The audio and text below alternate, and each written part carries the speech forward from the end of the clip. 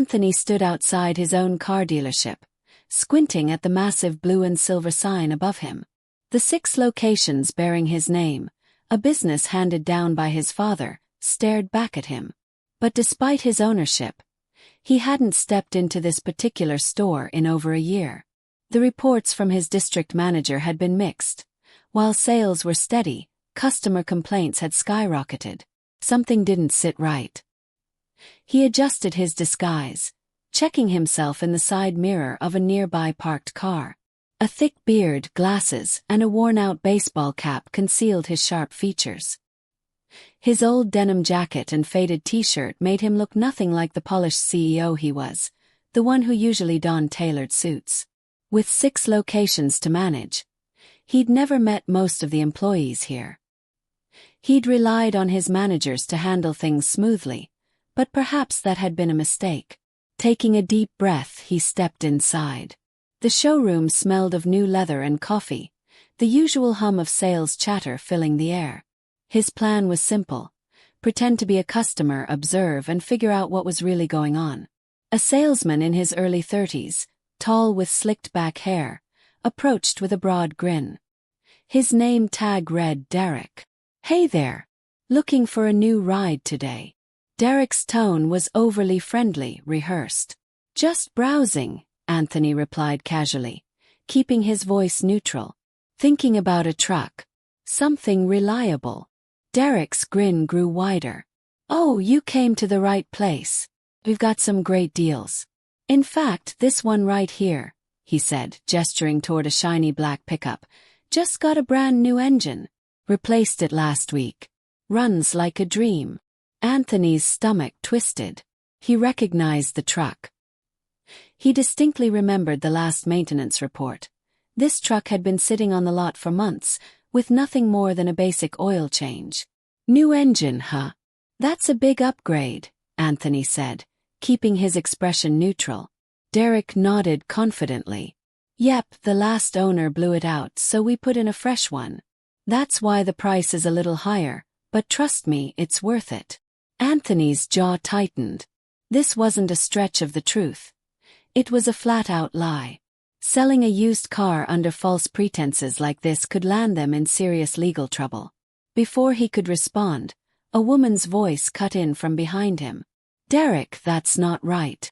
Anthony turned to see a young woman in a dealership polo. Her expression was tense, and her name tag read Lisa. Derek shot her a glare. "Stay out of this, Lisa." She folded her arms. "I'm just saying the engine wasn't replaced. We did some minor tune-ups, but that's it. You can't tell customers." Derek interrupted with a sharp laugh. "Lisa, why don't you go file some paperwork or something? I've got this." Lisa hesitated, her lips pressing into a thin line. She glanced at Anthony, then back at Derek before shaking her head and walking off. Anthony exhaled slowly, anger simmering. He needed to see more before blowing his cover. Feigning curiosity, he asked, "What kind of warranty would I get with this truck?" Derek didn't miss a beat. "Oh, full coverage for a year. Parts and labor. No extra cost." Another lie. The dealership's policy only covered 30 days. And even that came with conditions. Anthony forced a chuckle. "Sounds like a great deal," he said, pretending to be impressed. Derek clapped him on the shoulder. "That's what I'm saying. Let's get you inside and start some paperwork." Before following Derek, Anthony glanced around the showroom. Lisa was still at the reception desk, typing furiously, her head shaking. Another salesman, an older man with graying hair, was chatting with a customer. His body language relaxed and friendly. A manager, identifiable by his differently colored blazer, sat in his office, scrolling on his phone. Anthony's mind raced. If Derek was lying this easily, how many other customers had been misled?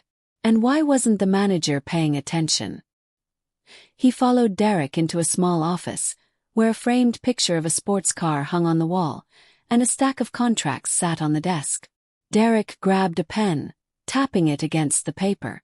"If we get this signed today, I can probably knock a couple hundred off the price," Derek said. But only if you commit right now. Anthony leaned back in his chair.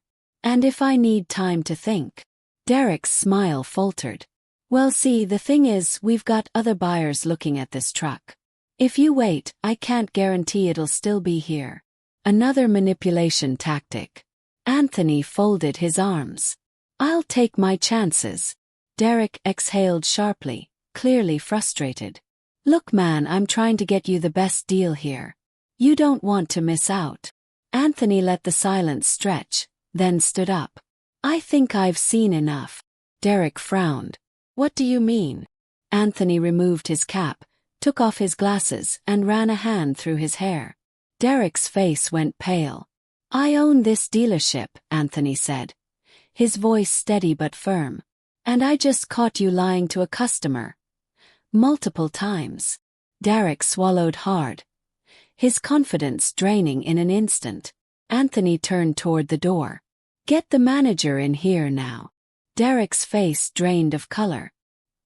He seemed to shrink, no longer the confident salesman, now replaced by someone scrambling for an excuse.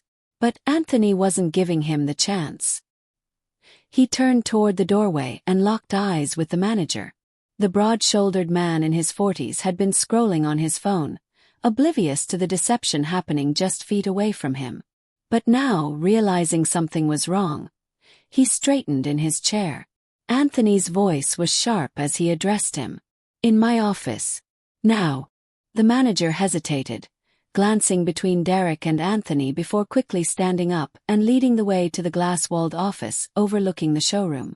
Derek followed behind, his steps hesitant. As they entered, Anthony closed the door behind them. The manager finally spoke, his tone cautious.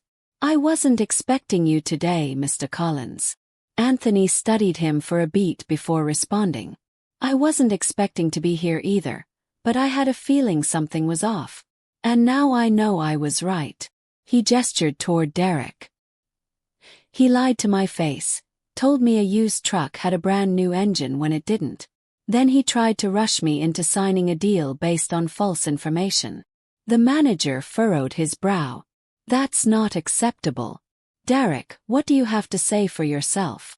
Derek inhaled sharply, but his voice remained defensive. Look, it's just sales talk. Customers expect a little embellishment. It's how we close deals. Anthony's expression hardened. That's not sales talk, that's fraud. Derek opened his mouth but quickly shut it again, shifting uncomfortably in his chair. Anthony turned to the manager. How often does this happen? The manager hesitated, his pause telling Anthony everything he needed to know. I trust my team to handle customers professionally. The manager cleared his throat. If mistakes were made, I'll address them. Anthony narrowed his eyes. Mistakes. This wasn't a mistake.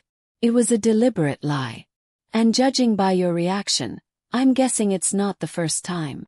The manager exhaled through his nose. I won't pretend every deal here has been perfect, but we do what we have to do to hit our targets.